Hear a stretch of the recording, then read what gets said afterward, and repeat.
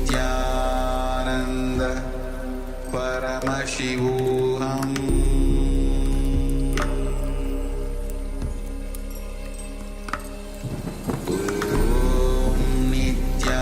Nityananda Paramashivoham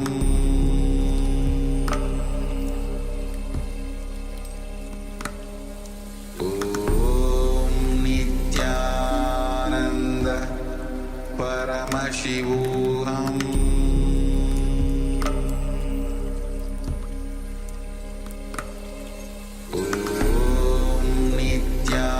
Nityananda Paramashivoham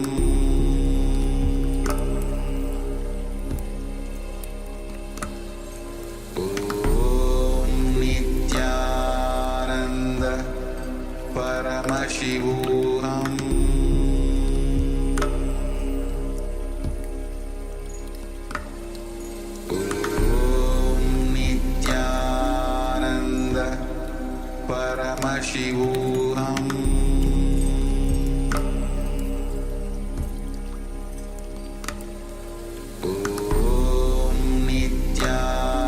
Nityananda Paramashivoham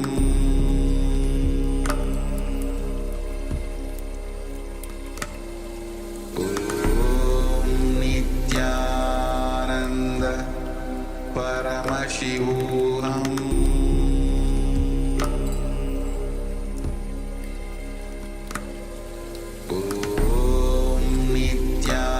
Nityananda Paramashivoham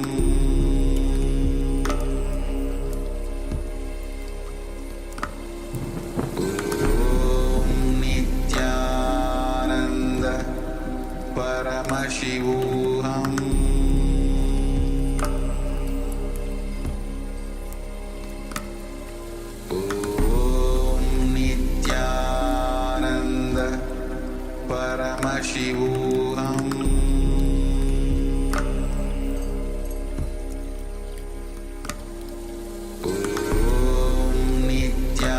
Nityananda Paramashivoham Nityananda Paramashivoham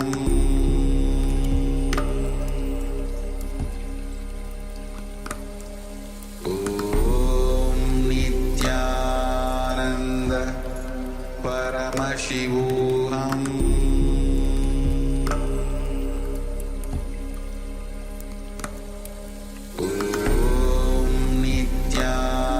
Nityananda Paramashivoham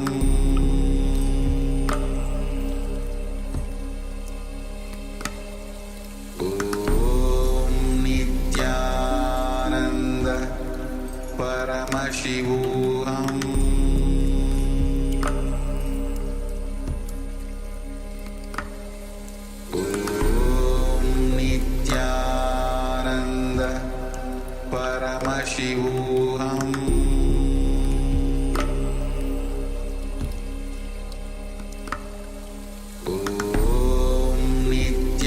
Nityananda Paramashivoham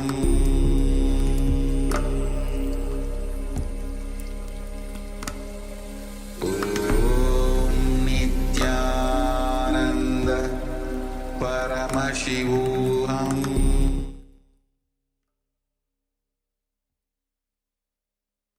Yes, you can now relax and slowly, very slowly, remove your eye bands and gently let the light come back into your eyes.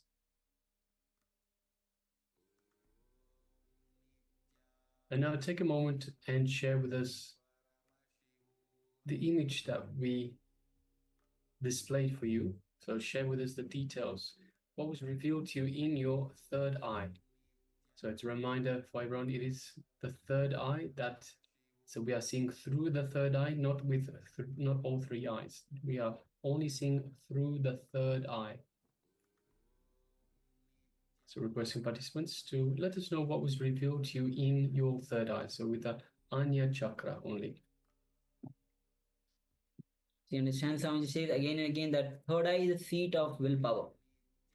And this is the last chakra. After this, the Sahasrara chakra is not actually a chakra, it is the opening itself. So Swami says, the moment your third eye is awakened, you are able to manifest anything that you want.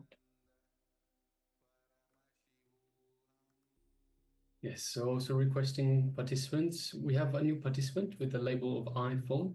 Nityananda, welcome. Yes, If you Nityananda. could also, so this,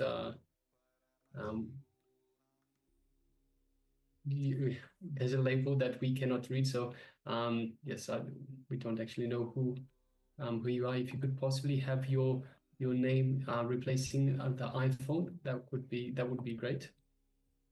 So yes, requesting everyone, please switch on your cameras and be available in the camera frame.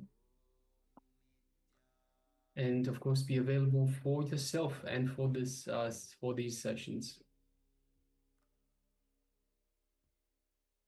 All right, so we'll just take a few moments requesting everyone to let us know what was revealed to you in your third eye. What was the image that we displayed for you earlier? And so for those of you that have just joined us, we are in the first round of the power manifestation, power of the third eye. We are just coming back from the power manifestation, requesting participants to share what was revealed to them in their third eye.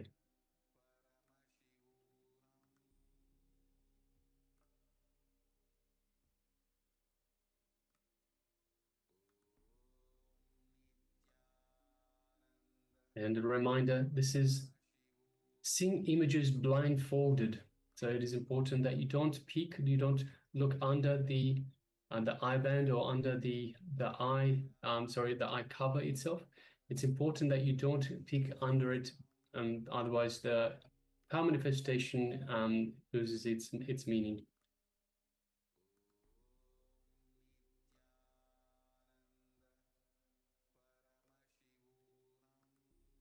All right, we have one sharing from Yang Hong, who says blue sky, green palm trees, green forest on both sides, black, yellow, small boat.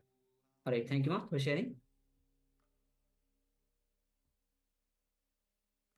And all the persons on YouTube also, you can start sharing your revelations of the third eye.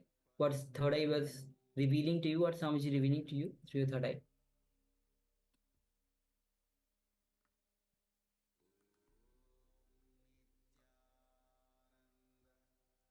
All right, so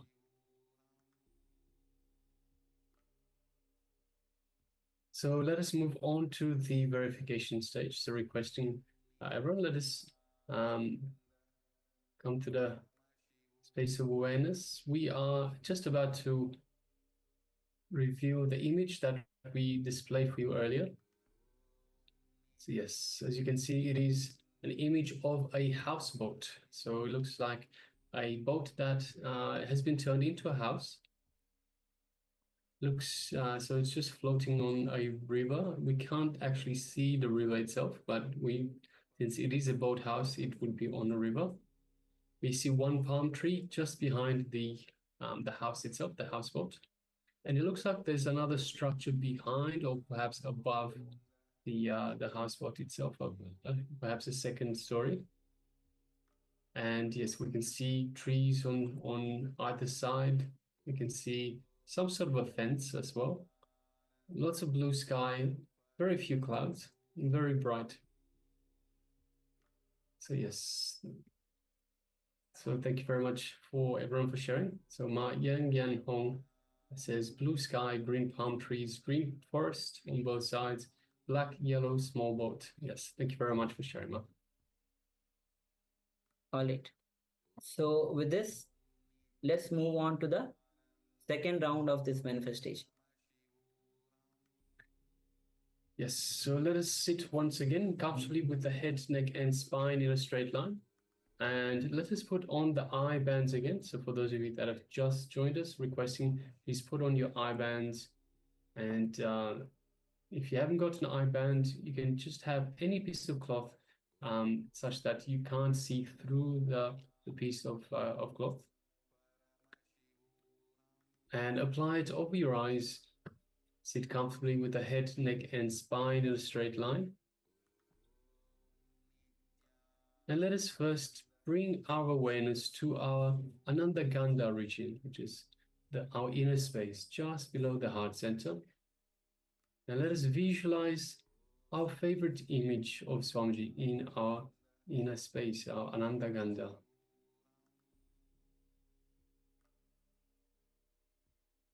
Just feel the love and the compassion coming from your inner space, from Swamiji, as Swamiji is radiating these qualities.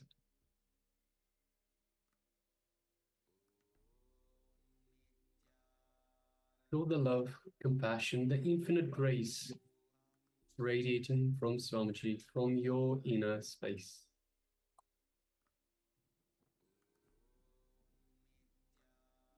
Let us now move our awareness to the third eye, just between the eyebrows. And through the third eye, gaze into Swamiji's third eye, feeling a connection, an energetic connection to Swamiji's third eye. Feel the energy in your third eye, as your third eye is being awakened and energized by the Supreme Pontiff of Hinduism, by Swamiji himself. Now let us connect further to Swamiji by chanting the Mahavakya. Om Nityananda Paramashivoham. Om Nityananda Paramashivoham. Om Nityananda Paramashivoham.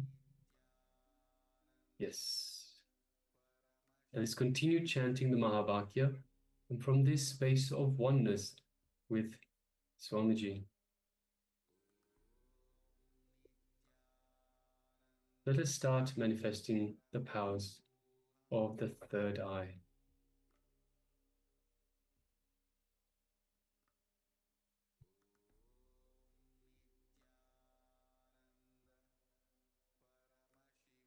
Let us continue chanting the Mahavakya. Om Nityananda Paramashivoham. Om Nityananda Paramashivoham. Om Nityananda Paramashivoham.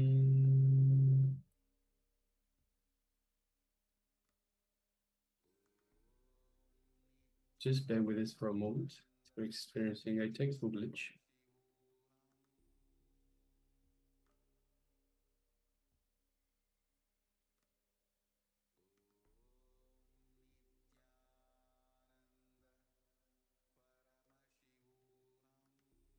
Keep unclutching.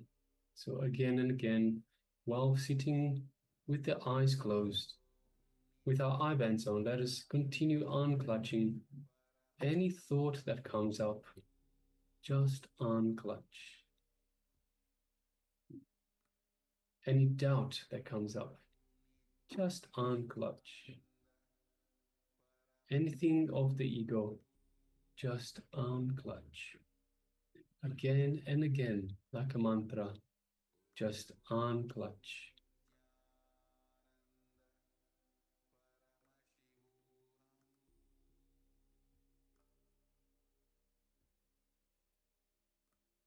The image is being displayed for you now. Let us begin. Paramashivoham.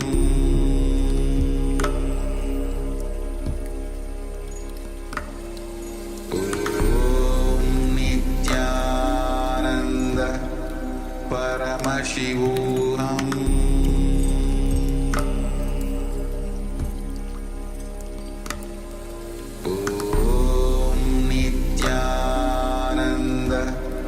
Paramashivoham.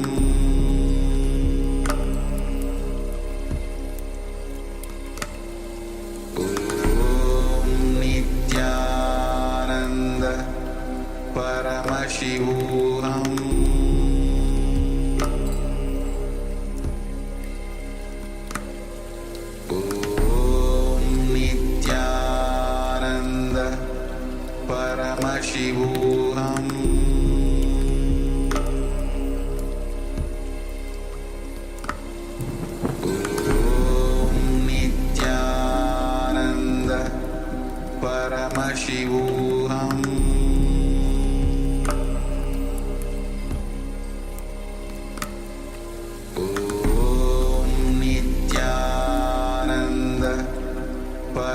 Paramashivoham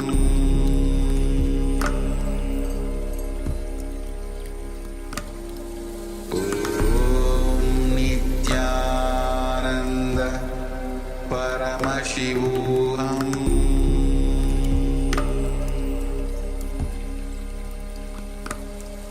Om Nityananda Paramashivoham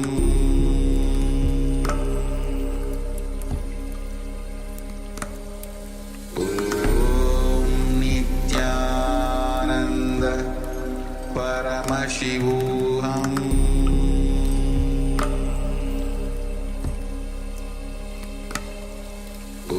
Om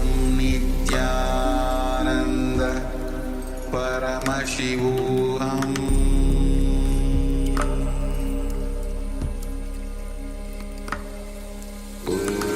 Om Nityananda Paramashivoham Paramashivoham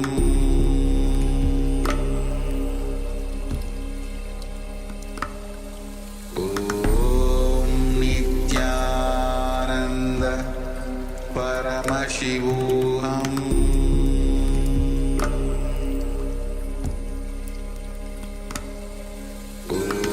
Om Nityananda Paramashivoham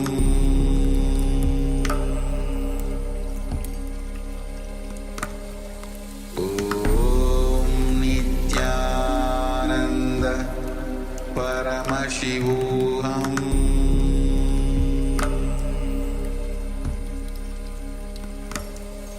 Om Nityananda Paramashivoham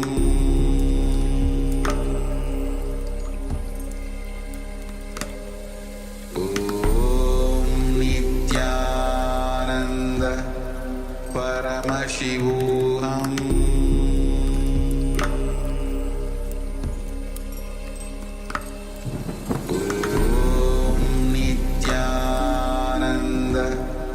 Paramashivoham Om Nityananda Paramashivoham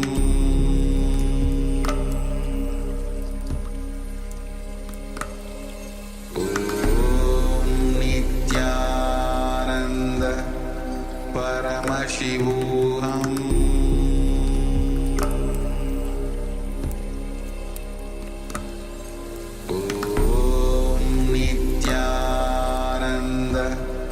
Paramashivoham Om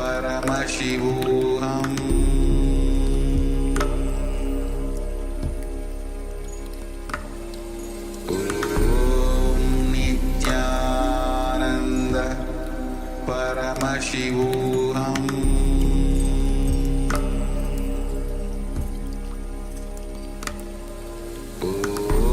Om Nityananda Paramashivoham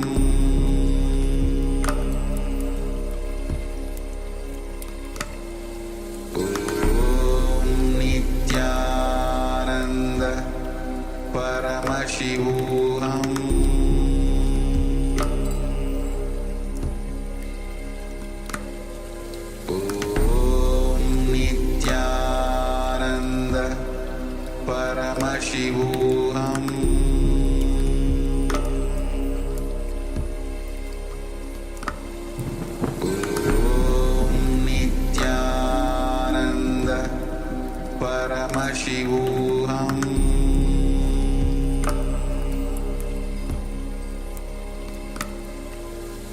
Om Nityananda Paramashivoham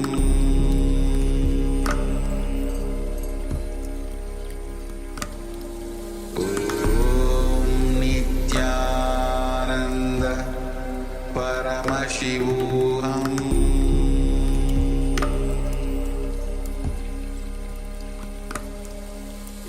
Om Nityananda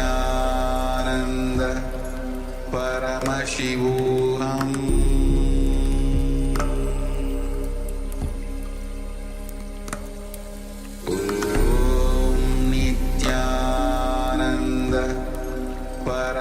Paramashivoham.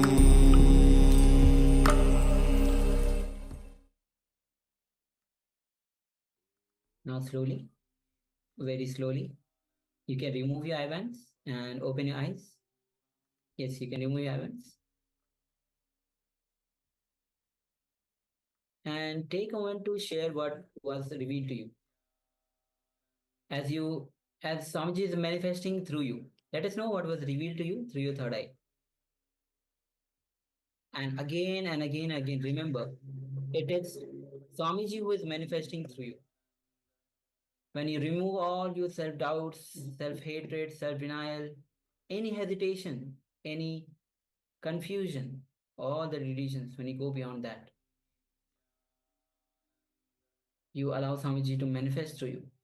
So without any hesitation, without any judgment, just keep on sharing whatever is being revealed to you. So the load of manifesting is not at all on you, but it is whatever is being revealed, it is Swamiji who is manifesting through you. So please take a moment and share what was. And understand that it can come in various forms. It can come as a feeling, it can come as a emotion, it can come as a visuals, images, flash of sound. In any form it can come. So do not hesitate or do not ignore anything that is being revealed to you.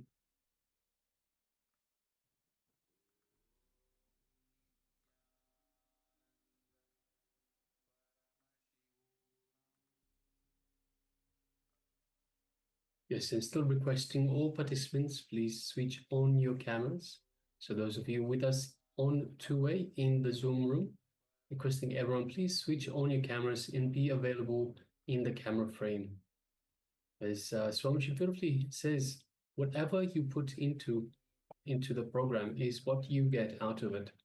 So if you're being sincere to yourself, if you're being, if you want to get the most out of the program, please make yourself available and please take part in the full program as much as possible. So this is Swamiji's program bringing a super conscious breakthrough to humanity. So a super conscious breakthrough to yourself. In the first day of the program, we asked you to write down what it is that you want to get from the program itself. We asked you to have a look in, to dig in and see what you are currently doing, what you aspire to be and what you are doing, whether you are doing everything you can towards that goal. It's in the same way. What do you wish to get out of this program? Are you doing everything possible to get everything that you can out of this program? So it is very important that you are sincere and that you are in integrity to yourself to give yourself the best chance of getting what you want out of this program. So we already have one sharing. My Yan Yang Hong shares sunset, golden light, blue sky, and white clouds, a sandy yellow beach. Yes, thank you for sharing that.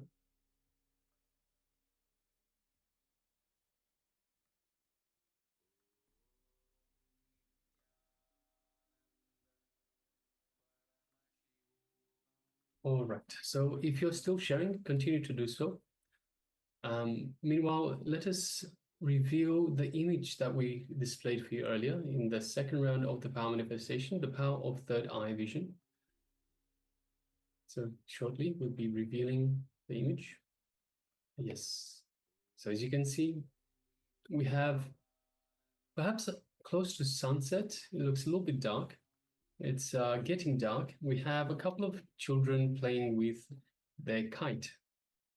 So airplane-shaped kite. We can see the sun, or at least the yellow of the sun on the left-hand side. We can see clouds on the right-hand side as it's getting late. We can see some further details on the ground itself.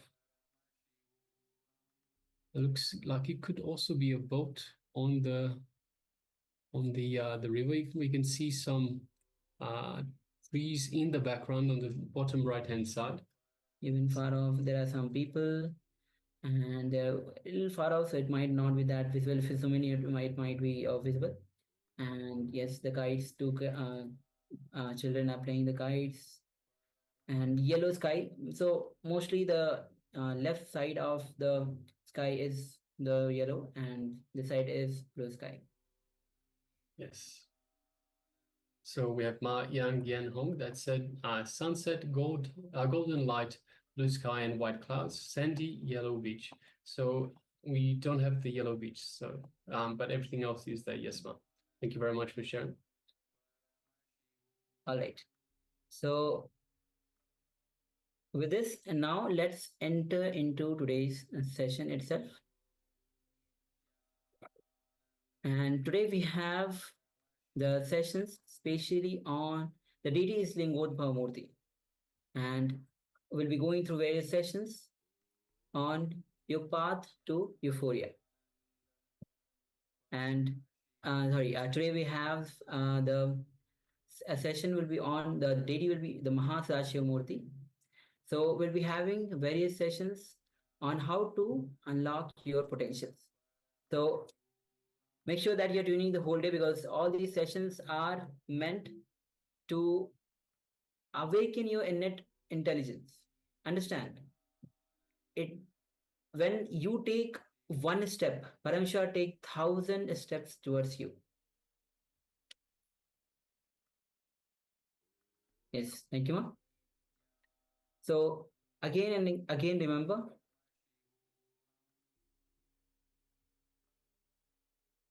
Yes, it is also important to understand that each of these sessions will be building on top of the previous ones. So it is important that you follow through the entire schedule. So please make sure that you attend every single session. So we'll be starting off looking at unclutching. So we have looked at unclutching. We are doing unclutching every morning, or every time we do the power manifestation, to come from the space of a clear mind. We'll be going through a little bit more detail in unclutching. We'll be doing some further exercises in terms of unclutching. So requesting everyone to please come to the space of listening, and make sure that you are paying attention and you are sincere in these sessions. Now, just bear with us for a moment. We are experiencing some minor technical difficulties. Just for a moment. All right, so let's enter into this revelation by Swamiji on the unclutching, introduction to unclutching. Understand that Swamiji himself has given this word. The word unclutching itself occurred to Swamiji as a Mahavakya. And this gift Swamiji has given to all of us. And it's a very practical, day-to-day useful technique that you can apply anywhere in your life and solve any problems. So let's enter into this revelation by Swamiji. Have the pen and paper with you. Understand, any situation you arrive and you're not, and you're stuck with, you can use this technique of unclutching.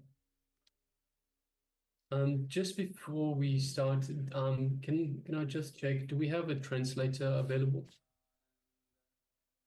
So if anyone is translating for the room, please let us know. So yes, Okay. Nityanandam Ma Serena Wang, Nityanandam, welcome. Yes, Nityanandam. Welcome. Welcome to Nityanand, to the Paramashivoham Level 1 program. Yes, Nityanandam Ma. Nityanandam. So requesting participants to let us know if do we have a translator in the room? Do we have a translator for the room before we go ahead?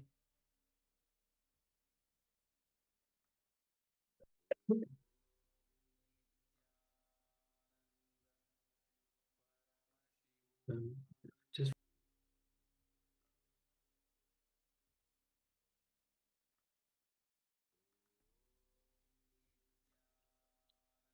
All right.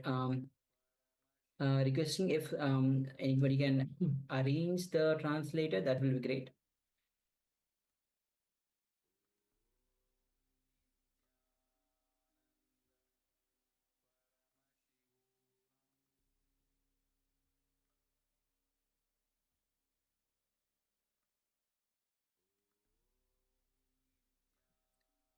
All right, so we'll be checking for a translator for the Chinese world.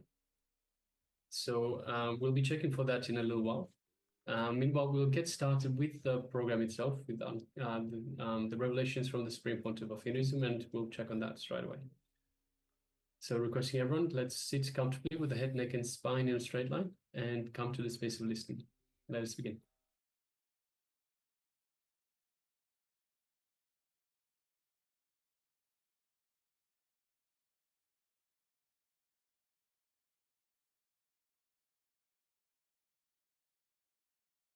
Understand this word unclutching. This word does not exist in Oxford Dictionary. Please understand, this word is my contribution to the English language itself. For the English language itself, this word is my contribution, because this word does not exist in Oxford Dictionary. It does not exist.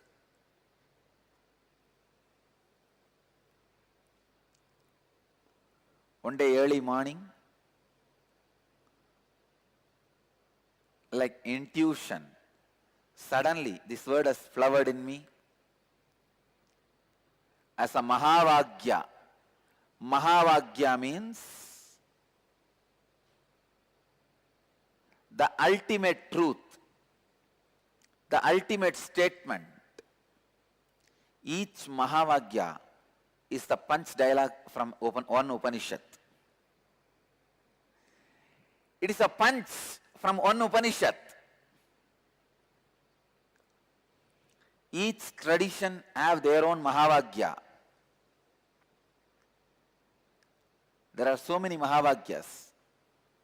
Aham Brahmasmi, Tattvamasi, Prajnanam Brahma,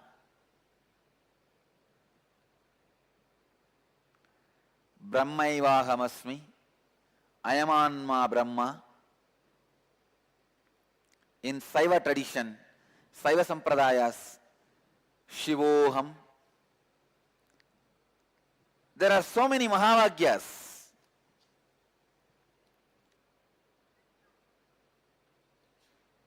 Please understand, this word, unclutching, is the ultimate spiritual truth. This process, unclutching, can directly upgrade your very consciousness. All of you should understand the basic thing about life.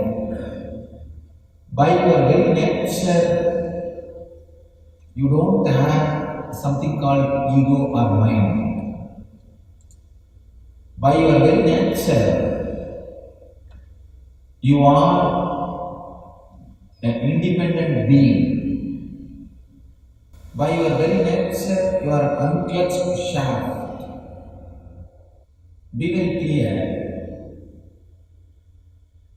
What you think as you, what you think as mine, is purely connections which you make. For example, if you think your life is filled with sorrow and suffering, the suffering which came 10 years ago, the suffering which came 9 years ago, the suffering which came 4 years ago, the suffering which came 1 year ago, you are connecting all of them and creating a chain. Seeing that chain, you are making a decision. Your life is suffering. First thing you need to understand, your life is an independent, causeless, unconnected, illogical incidents.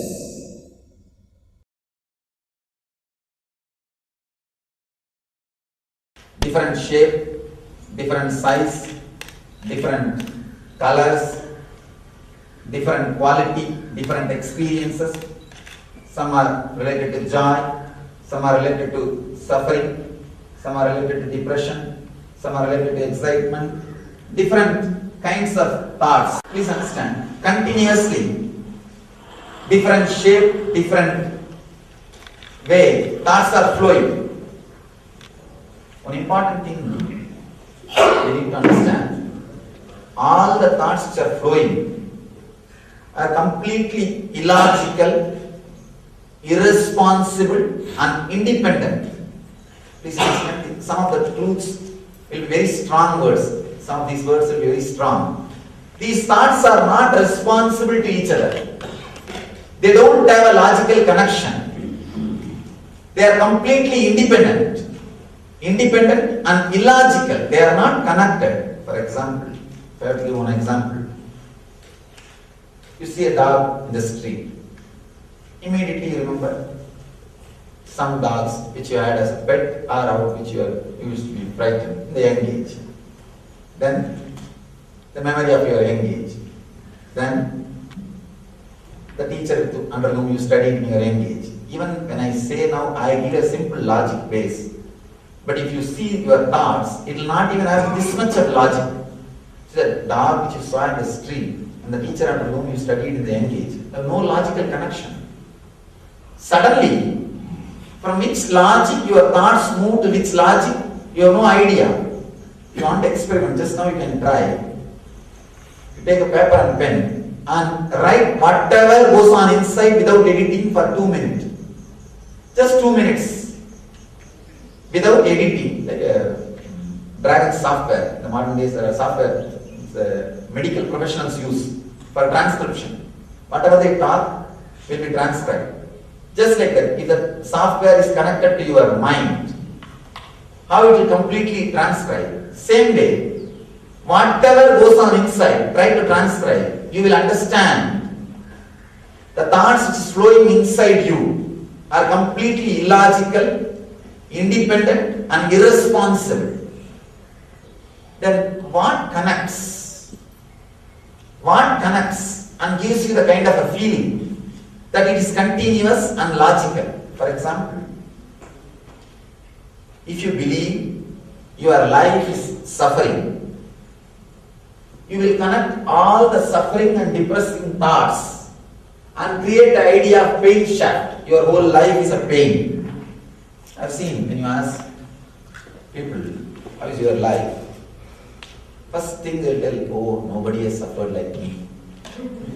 Even my enemy should not suffer like me. Means they connect, they catch all the incidents which created pain in their life and create a pain shaft. They believe their whole life is nothing but a pain shaft. Very rarely, when you are in a high mood, exciting mood, or when you are really in love with somebody or some object or with a life, you feel your whole life is a joy. At those moments you connect joyful moments, the exciting thoughts and create joy shaft. Life is a joy. The idea that life is a joy. Sometimes you create the idea life is a pain. See, what you believe. If you believe life is a pain, you will create an idea of pain shaft. If you believe life is a joy, you will create an idea life is a joy shaft. The depression which happened in us 10 years ago, the depression we experienced 8 years ago, the depression we experienced 4 years ago, the depression we experienced yesterday are independent incidents, our responses to independent incidents in our life, independent experiences. But when you connect all of them and see them together, you say my whole life is depression. This pain shaft or joy shaft, this is created out of your belief. If you see the exact thoughts moving as it is inside your inner space, they are neither right nor wrong. It is, that's all. It's an existence, reality. It's just flowing. But when you create some idea, when you want to restrict, when you want to frame them for future reference, you frame them either as pain shaft or joy shaft. The difficulty is not, you don't stop here. The moment you identify your life as a pain shaft, you try to break it. If you identify your life as a joy shaft, you try to elongate it. Neither you can elongate nor you can break. That's the problem, because the shaft does not exist in reality. It does not exist in reality. It's just imaginary. It is just your feeling. If it exists, you can break it. It does not exist. You try to break which is not there. You are trying to continuously fight with something which is not there. Either joy shaft or with the pain shaft. Again and again we try to break the pain shaft. Trying to break the pain shaft brings one more pain. I have seen people after reading the books like Stop Worrying, Start Living. Now it's very easy to become a philosopher, thought which is completely impractical. I can give you some 4 or 5 tips how to become a philosopher. Thought completely impractical. Thought which you are not able to practice. See, when you are not able to practice, others also can't practice. So naturally you will be dangling the carrot. It will continue, the business will go on and on and on. So anyhow, these kind of philosophers, when you read these kind of books and try to stop worrying, that will become one more worry. I have seen people create one more worry, trying to stop worrying. I feel that worrying is a problem only when you start thinking that you have worry, you are worrying. Only when you identify it as a pain shaft, any pain is a pain. When it is just a reality, when it is an existence, when it is just flowing in your being, it has no, it never creates suffering in you. Somebody asked Ramana Maharshi. Ramana Maharshi is a great enlightened master, was from my native place. My native place boasts unbroken lineage of enlightened masters for the last 2000 years. Somebody, he had cancer the last moments of his life, and somebody asked him, Bhagavan, do you have pain? He says, pain is there but there is no suffering. Understand, the pain is translated into suffering only when you create a pain shaft, not otherwise. When you can experiment now in your life, if you have any pain, back pain or headache, just look that space without giving the idea or the name pain. Suddenly you will see that experience which you are having as pain will disappear. You can experiment now, straight away. Continuously our life, we are creating either pain shaft or joy shaft. The words are flowing, thoughts are flowing in our inner space. Creating joy shaft or creating pain shaft is what I call fighting with Maya. In Sanskrit we have a beautiful word, Maya means which is not there but which gives the suffering as if it is there. Even if he is not there, if he gives the suffering as if he is there, he is called Maya. It is called Maya. It is not there but it gives the suffering or the impression as if it is there. Continuously giving meaning to the thoughts which is arising in your being is the root cause of suffering. Let me give you a simple technique of unclutching. Please understand this simple technique of unclutching. What I mean by the word unclutching. When you sit, naturally there will be some thoughts. When the thoughts come, usually your mind will tend to connect it, identify it with some past pain or joy. Or it will classify it as something related to worry, or there is nothing, simple thought flowing. It will try to connect or classify. It will try to clutch with some of your past experience and identify. Now, just for a few moments, try this simple experiment. Any thought comes, do not clutch it with your past experience. Do not clutch it with your past suffering or joy. When words come out of your being, instead of giving meaning to it, just see the source of the sound. See, sounds are raising your inner space. The moment you give meaning, you become materialistic. If you look the source, you go towards the freedom.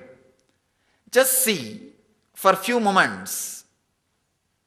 Just try for few moments, anything rises in you, try to unclutch. Without clutching and connecting and creating a shaft, you may say, no, it is very difficult. This is also one more thought. The difficulty which you experienced 10 years ago, the difficulty which you experienced 9 years ago, the difficulty which you experienced yesterday are independent difficulties. Why should you connect all those difficulties and create an idea, this is difficult? I'll give you the 9 levels of unclutching. Unclutching from the outer world, like problems and difficulties related to name and fame. Devotees, disciples, please note down in your book of heart. 9 unclutching. Please note down in your book of heart. 9 different levels of unclutching. First, unclutching from your outer world means when you have problems related to name, fame, money.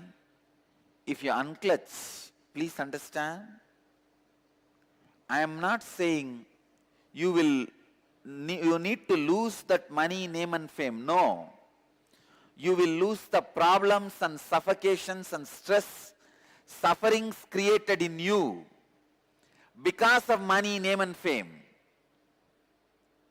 When the problems, suffocation, stress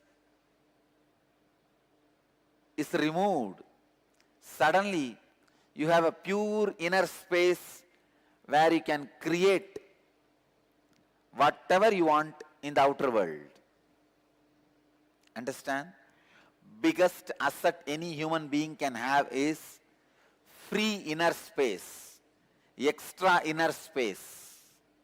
Whenever I give energization to people, I just give them few hundred more acres of inner space, that's all. Extra inner space, just like Google gives storage space. Extra inner space is the ultimate wealth. Wealth is not the billions of dollars you have, or the relationships you have, or the bungalows, properties you have. The real wealth is extra inner space you have. The space you have inside, free space, in which you can do your creativity, you can do your creation. That extra free inner space is the real wealth. When you unclutch from the difficulties, stress, sufferings, suffocation created by money, name and fame, you achieve that ultimate wealth, extra free inner space. Second, unclutch from the outer world identities. The identities you carry, social identity, professional identity, racial identity, national identity. Sometimes you think you identify yourself based on your religion, your country, your race, your caste, your community, your creed. Please understand, this racial identity, national identity is responsible for millions of people dying every year in the planet Earth. World's worst terrorist on the planet Earth is racial and national identity.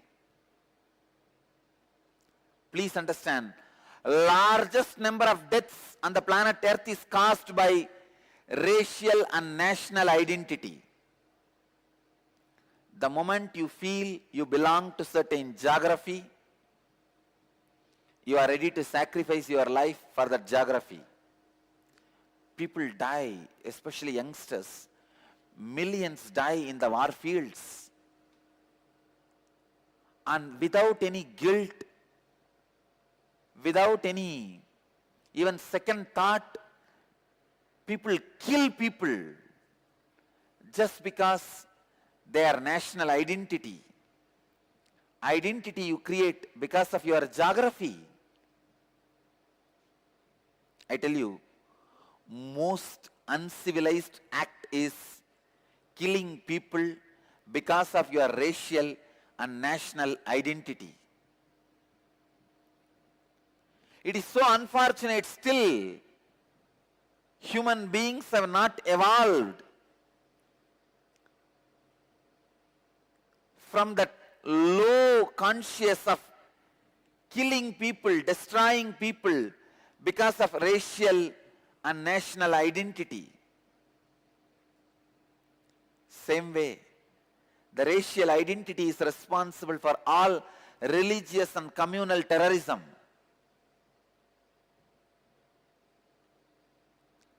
Unclutched from social, professional, racial, national identities, you will see so much of peace, joy,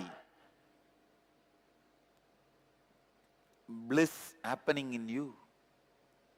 Universal intelligence awakens in you the moment you unclutch from low-level identities. The moment you unclutch from racial, national identities, immediately the universal intelligence awakens in you. Third, unclutching. Unclutching from thoughts, verbalization and visualization happening inside.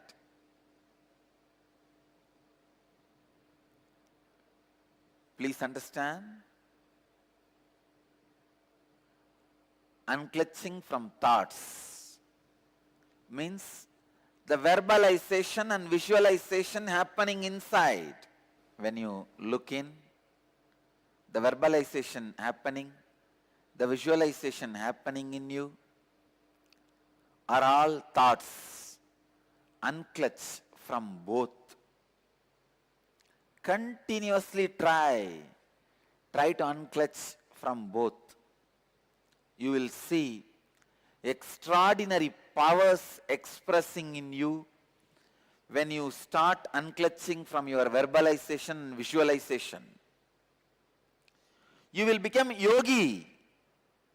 Understand? Living as a yogi is life. Unclutch from verbalization and visualization. Whenever you remember the verbalization happening in you constantly, the words moving, or the visualization happening in you, the ideas happening in you, unclutch from that. Even the boredom, feeling bored, restless, is also one more thought, one more verbalization, one more visualization. Unclutch even from that. And fourth level of unclutching. Unclutch from your emotions, pain and pleasure. Let me tell you from my own experience. When I fell from the horse during the horse riding and fractured my hand, just all I need to do is unclutching from that pain. I could see very clearly body was healing at least 5 times more faster than normal speed of healing. I tell you, I really felt so joyful. I felt so happy for my body. Wow, what a body to live with. Body which does not give you pain, friend who does not give you doubt, wife who does not give you instability, are all rare blessings. Body which does not give you pain is such a joy to live with that body. I know I don't have pain because I received the blessings of many yogis and did many techniques, but when you see that literally in your life as experience, I felt, oh God, what an achievement. I felt such big relief. I tell you, when you unclutch from pain and pleasures, not only you are free from it, even your health improves drastically. Fifth, unclutching. Unclutching from the inner world identities like parental conditioning, ahankara and mamakara. Ahankara means the idea you project about yourself to others. Mamakara means the idea you believe about you as you inside you. See, always the idea you project to others about you will be more than what you are. Mamakara, the idea you believe about you in the inner self is always lower than you. Idea you project on others, an idea you project on yourself. This ahamkara and mamakara,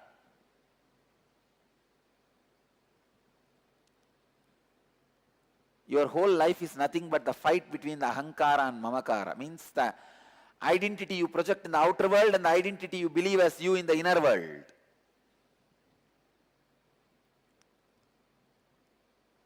Unclutch from inner world identities, both the identities. Unclutch from the identity you project to the outer world, unclutch from the identity you believe as you in the inner world. Sixth level of unclutching. Unclutch from the bio-memories. Means the very patterns you are carrying. Pattern of depression, pattern of pain, pattern of irritation, patterns of suffering, patterns of your own ideas. You need to realize the truth. You are not even orphan. Orphan means what? You are alone. Everybody else is your enemy. Here you don't need to realize that you are alone. There is no enemy. You are alone, but there is no enemy. If you are alone, how can there be enemy? Only if there are somebody else, there can be enemies.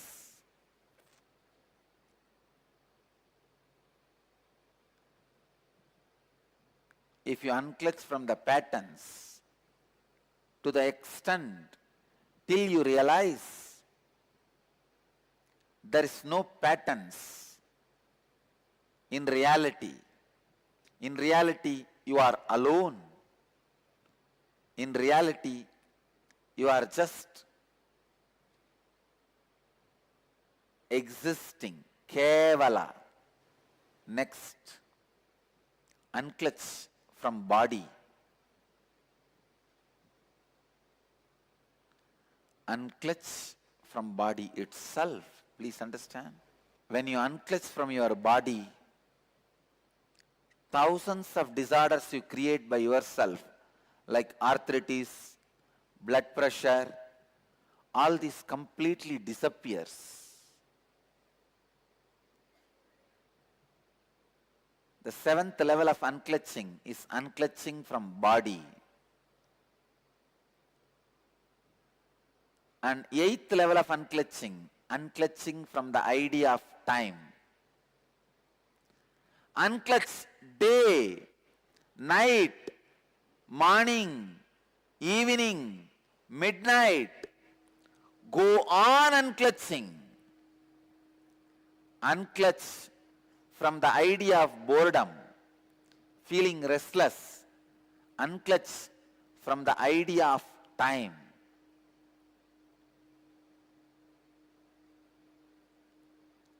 I tell you, time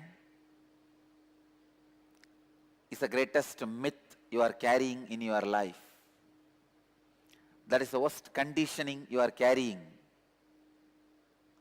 Actually, there is no such thing as time. Sun rises and sets, moon rises and sets, stars move, planet moves, life moves. That's all. Where is time? You rise, live, disappear. That's all. Where is time? Time is one of the myths like a clothes. You forget human body does not come with clothes. How many of you remember? I tell you, none of us remember. Human body comes to planet Earth without clothes, goes out without clothes. We think human body comes with clothes and goes with clothes. Just like a cloth, class is the illusion which has become part of your biomemory. Time is an illusion which has become part of your very consciousness itself. So unclutch from the idea of time. Ultimately, the 9th level of unclutching, unclutching from the very idea I. Unclutch from that very idea I. In every level of unclutching, in every aspect of unclutching, you will experience some new free dimension of you. You will experience some extraordinary experiences or expressions. I tell you, all the auspicious things of life and beyond life is achieved just by this one process, unclutching. Just by this one technique, unclutching. Just this one technique, unclutching. These 9 levels of unclutching, the 9th level is unclutching from the very idea I. The I. The very idea I is the source of everything you experience, you perceive. Unclutching from that very source, the idea of I. You can start in these 9 levels, any one level. Because of the benefits and experiences you will have, simply you will move to next level and experience all 9 levels.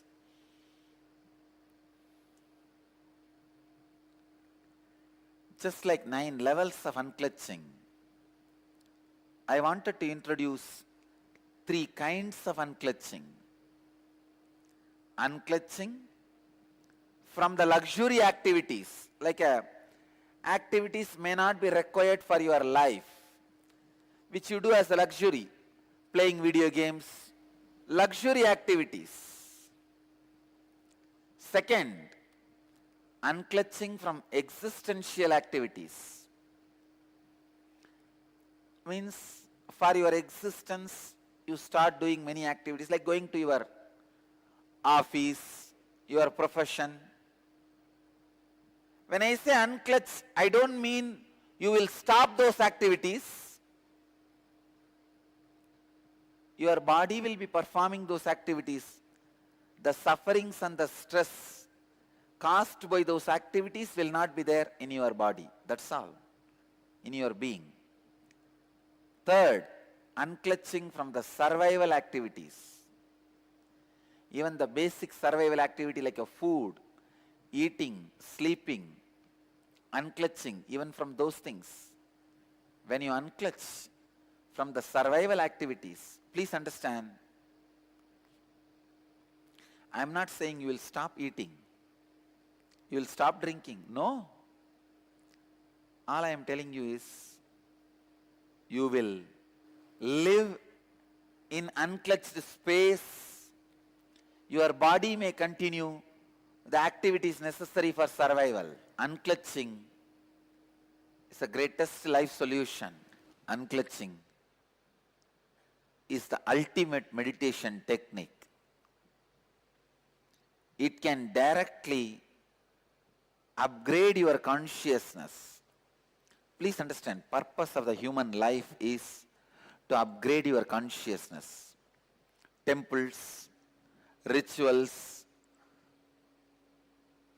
religions, sacred books, everything is just for upgrading your consciousness, raising your consciousness. The very reason of your human body, existence of your human body, is to raise your consciousness. See, when your consciousness raises, automatically you become leader of your life, Lord of your life. You become God for yourself, Ishvara for your life. Becoming Ishvara of your own life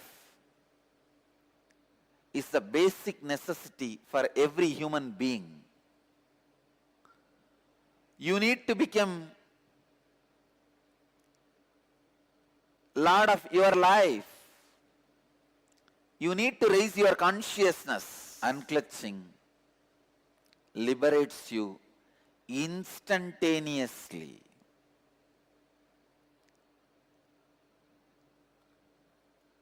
Immediately. This one process is enough. It is self-sufficient for whether you are a beginner or professional seeker or about to get enlightened. Unclutching is a complete technique for you.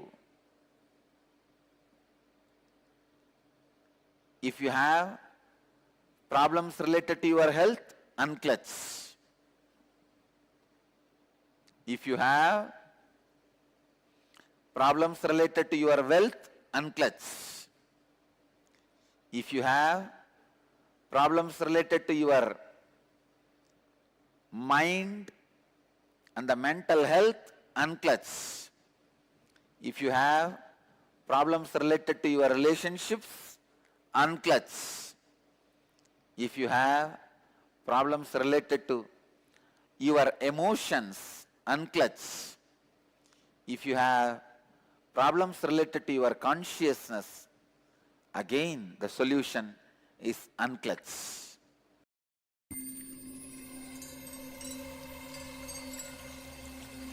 I welcome you all with my love and respect. Let you all open all your three eyes.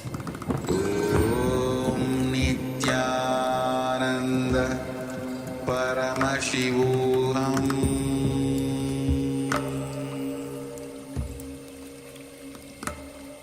Om Nityananda Paramashivoham.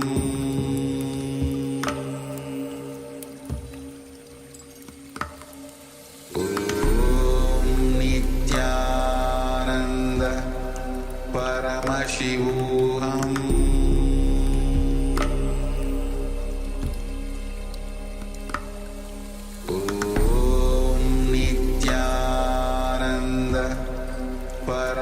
Paramashivoham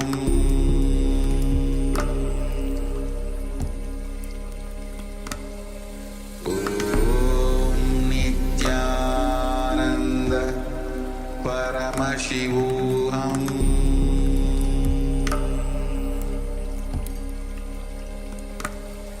Om Nityananda Paramashivoham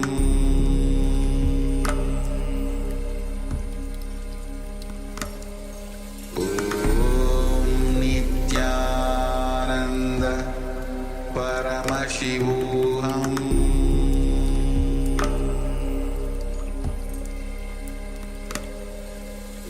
Om Nityananda Paramashivoham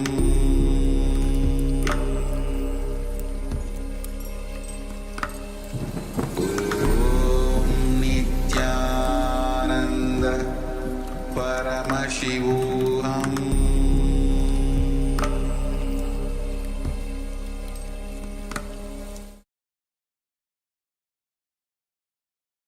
Yes. So whatever problems you are facing, just unclutch. Whether any problems related to the relationship, just unclutch. Any problems related to health, just unclutch. Any problems related to even consciousness, just unclutch. Unclutch is the ultimate technique, solution that Swamiji has given to all of us, which can be applied in any situation, any kind of situation. So with this, let's enter into the intra-analyzation exercise. So let's be in the space of listening. Yes, so let us just have a quick introduction to Nirvikalpa Samadhi. See, Nirvikalpa Samadhi is a profound state of consciousness where the individual experiences a complete dissolution of the mind, as well as the mind's fluctuations. So in this state, one transcends all dualities and all distinctions, experiencing oneness with the cosmos. So once again, a profound state of consciousness where we experience a complete dissolution of the mind, experiencing oneness with the cosmos. It is a state of pure awareness, free from thoughts, emotions, and perceptions. So in this program, in this exercise itself that we're about to jump into, we will be looking to reach this Nirvikalpa Samadhi space. Understand that unclutching, as Swamiji has already introduced, how to get into this Nirvikalpa Samadhi, as we had the introduction on the Nirvikalpa Samadhi. Understand, unclutching is a practice that leads to this state of Nirvikalpa Samadhi. It involves letting go of all the emotions that you have, thoughts that you have, and allowing you to be in the present moment. So go on unclutching, and without any distraction. So when you unclutch, you create the space for deeper states of meditation, like Nirvikalpa Samadhi, to manifest in you. In this state, you can access higher knowledge and insights about both the microcosm, which is your inner space, your inner self, and the macrocosm, which is the universe. So this process that we're going into is called the fish jumping process. It is about unclutching from everything. As Swamiji has said, whatever the situation, just unclutch. So this very fish jumping process, named as fish jumping, we'll see why in a moment, is about unclutching from everything. See, your consciousness is like a vast ocean. Your thoughts, your patterns, your incompletions, whether they are 30-year-old incompletions or just yesterday's incompletion, they're all just like another fish jumping in the vast ocean of your consciousness. Every idea you have about completion, incompletion, about your body, are all just fish jumping in this ocean of your consciousness. Even your root pattern is only another fish jumping in the ocean. Understand that your name, idea that you are even male or female, the idea that you have incompletion or completion, all are just fish jumping. And suddenly you will see your body is also jumping. In this process, when you perform sincerely, 90% people experience some form of levitation. So this is the very basis of the fish jumping process, unclutching, which leads you to the space of nirvikalpa samadhi. Yes, so we'll have a very short introduction to the fish jumping process, and then we'll get into the process itself. So requesting everyone, let us come to the space of listening. First of all, requesting everyone, please switch on your cameras and be available for this. So it is a very important little program, a very important segment.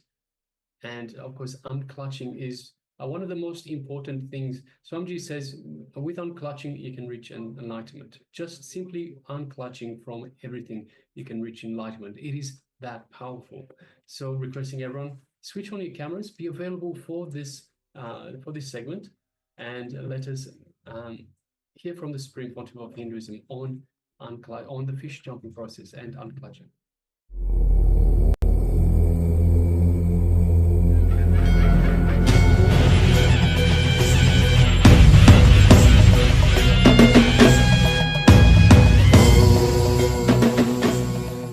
I'll describe the technique, and you can do only one part, the unclutching part. See, the technique is 5-step. The first step, it's like a preparing you. The 3 steps are just preparation. 4th step is the unclutching, the exact meditation. 5th step is more or less like a relaxing, settling with the regular life. First step is sitting in Vajrasana and chaotic breathing, the intense deep breathing. As deep as possible, let me show.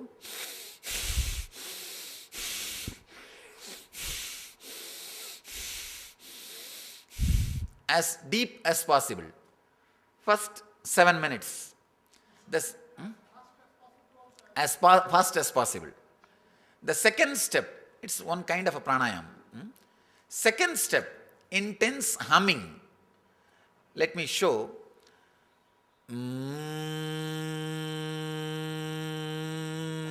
Just all these things are preparation. Preparation so that you will be able to unclutch intensely, deeply. The third step, putting your awareness on every energy center for 1 minute. The music itself will guide you. It's a kind of a guided meditation. The guided meditation. The 4th step is what I call unclutching. Just sit. Because of these 3 steps, so many things should have been released in your system. All those things will be leaving in your system. Whatever happens, whatever comes up, just unclutch. Do not give meaning to it. Do not give meaning to it. Just unclutch whatever happens, maybe for 7 to 8 minutes. You may think, is it enough? 7 to 8 minutes, and intense unclutching is more than enough to keep that energy whole day. Just intensely unclutch, and whole day you will have that remembrance. Let me unclutch. Let me unclutch. That's all we need. That's all we need. The 4th step is unclutching. The 5th step, just sit. There will be a simple music. There will be very silent music, very simple music, nothing related to mystic or any spiritual, just relaxing, settling with your body and preparing for your day-to-day routine. This is the 5th step. Now we can do just the 4th step. Now we can do just the 4th step. Maybe 10 minutes, try. You don't have to struggle. You don't have to have any difficulty. Just see the any thought rises in you, just unclutch. Just see the thoughts are unclutched. See the thoughts. The words are not given any meaning. You just see. The moment a thought comes, you unclutch. There will be small gap. Immediately your mind will say, no, I am having thought, or I am having silence. Unclutch from that thought to any thought comes up to your conscious radar. Anything comes up, immediately unclutch. For few seconds after unclutching, the moment you use the word idea unclutching, few seconds you may have the gap. Again something will raise. Then again use the word unclutching. In the initial level it will be like again and again you may have to repeat. But in few minutes it will settle down. The gap will become more. You may not need to repeat the word or idea unclutching again and again. You can try for next. Third step, putting your awareness on every energy center for one minute, the chakras. Now please close your eyes. We will practice only unclutching. Just close your eyes and relax.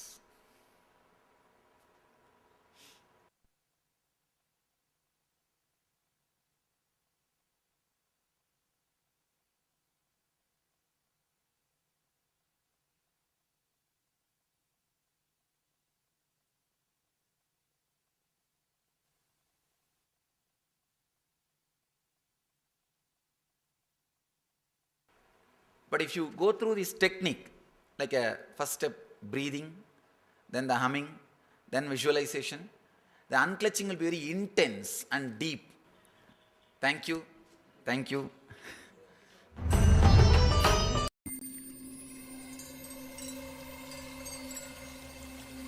I welcome you all with my love and respect. Let you all open all your three eyes. Om Nityananda.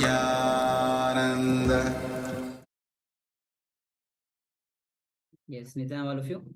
So Swamiji introduced about the steps, the 5 steps of the unclutching, the fish jumping process. So now, as Swamiji already mentioned, we'll be entering into the 4th step, which is the unclutching process itself, meditation itself.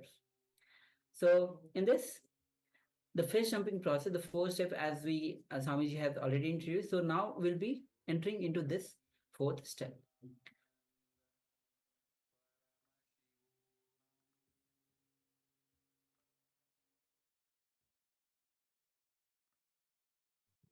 So for all of us, for reference, we'll be projecting slides and then we'll be entering into this meditation. Understand, unclutching is the process. Unclutching is a technique that Swamiji has given to all of us in whatever situation. There are many situations that we're not able to handle. There are many situations we have nervous breakdown. There are multiple situations where we feel so powerless. There are multiple situations we feel we don't know what to do. Any situation that you face, whether it is relationship, health, wealth, just go on applying this meditation technique. So let's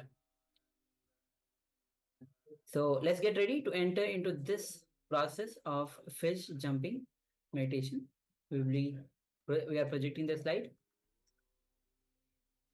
So first step is close your eyes and sit. And see yourself as an ocean.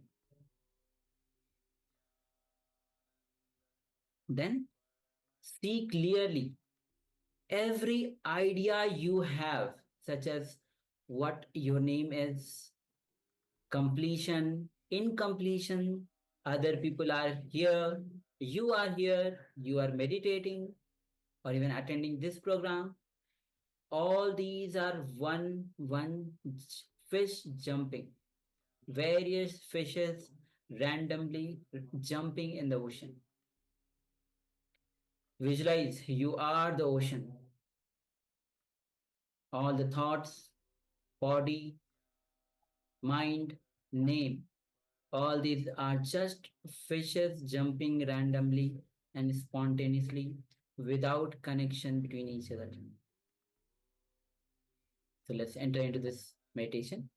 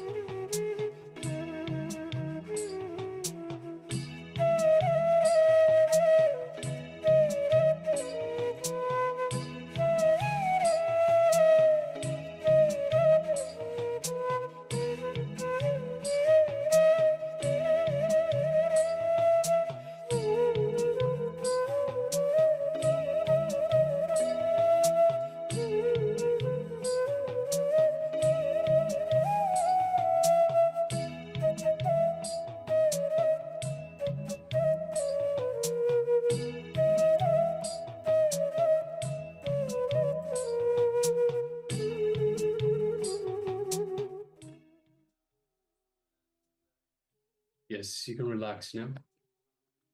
So this is a very powerful technique, very powerful to unclutch just by visualizing that all the thoughts, all the incompletions, all the emotions, everything of the mind is just another fish jumping in the vast ocean of your consciousness. So request participants to practice this technique again and again. It is, as I said, a very powerful technique.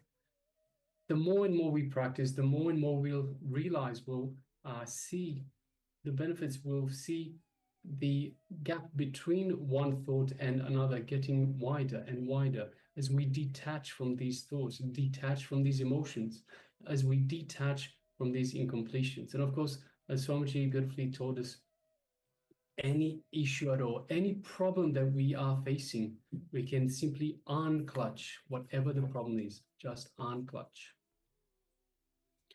So with this, let's enter into the power manifestation.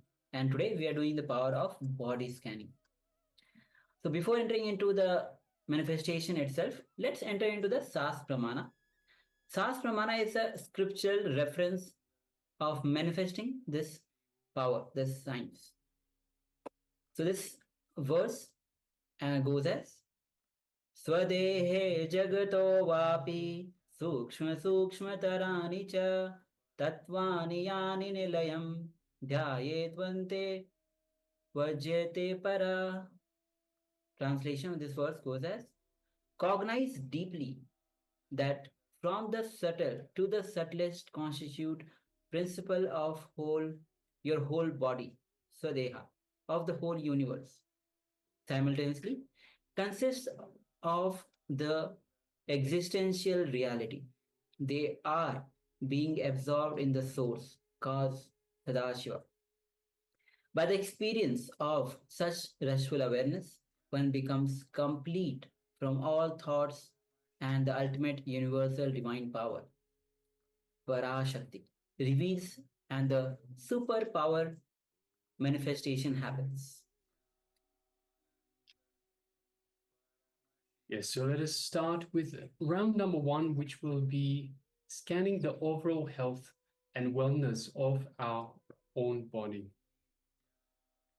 So requesting participants, let us sit comfortably with the head, neck, and spine in a straight line to allow for the Kundalini energy to flow freely through our body.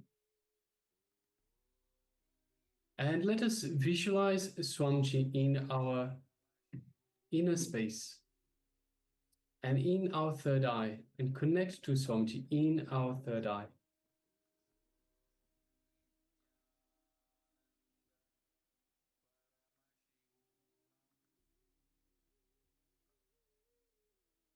Yes. And let us begin by chanting the Mahavakya. Om Nityananda Paramashivoham. Om Nityananda Paramashivoham. Om Nityananda Paramashivoham. Yes, let us continue chanting the Mahavakya and connect to Swamiji in our third eye. So through our third eye, let us look into Swamiji's third eye, as it is Swamiji that is manifesting the power through us. So having this connection to Swamiji's third eye, just feel that connection. Feel your third eye being awakened and energized by Swamiji's third eye, and just start scanning the overall health of your body through the third eye that is still connected to Swamiji's third eye. So just bring every part of your body into your third eye. Just scan through your third eye. You can close your 2 eyes, your physical eyes, and just gaze lightly through the third eye as you scan the overall health of your body and the overall health and wellness of your body. Let us begin.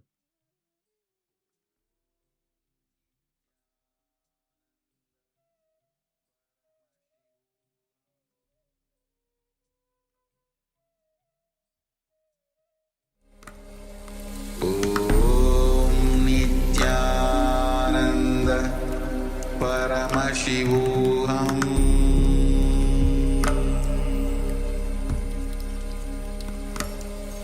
Om Nityananda Paramashivoham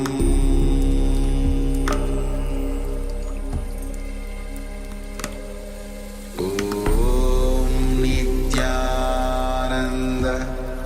Paramashivoham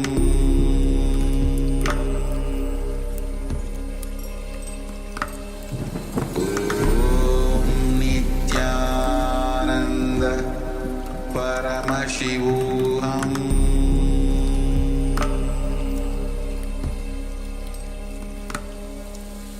Om Nityananda Paramashivoham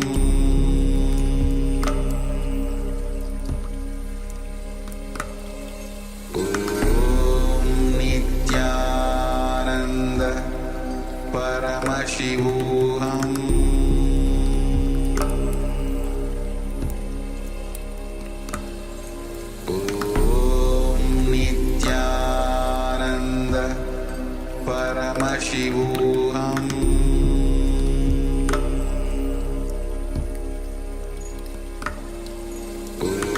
Om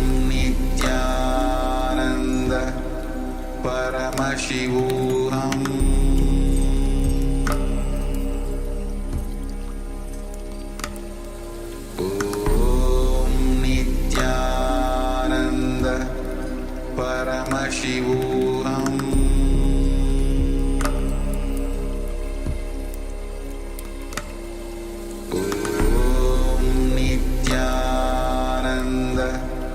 Paramashivoham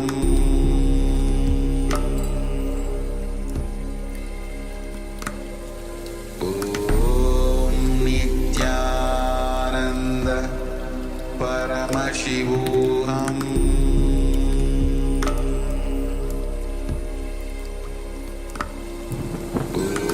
Om Nityananda Paramashivoham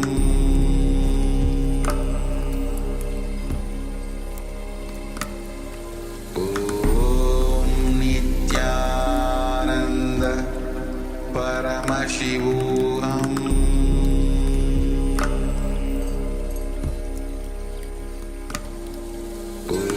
Om Nityananda Paramashivoham Om Nityananda Paramashivoham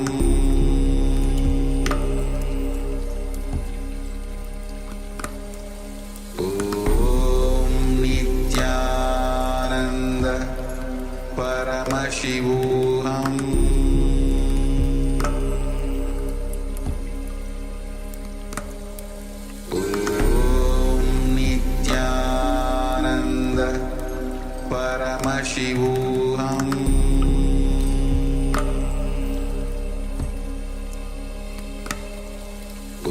Om Nityananda Paramashivoham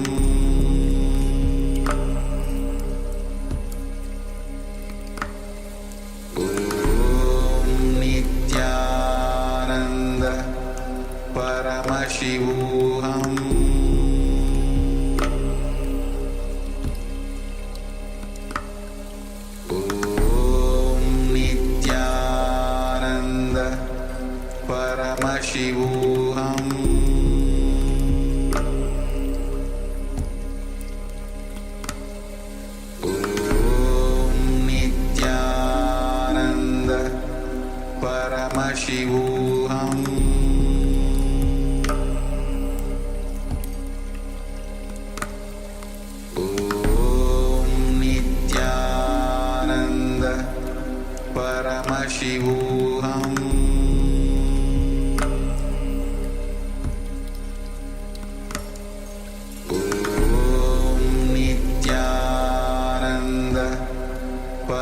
Paramashivoham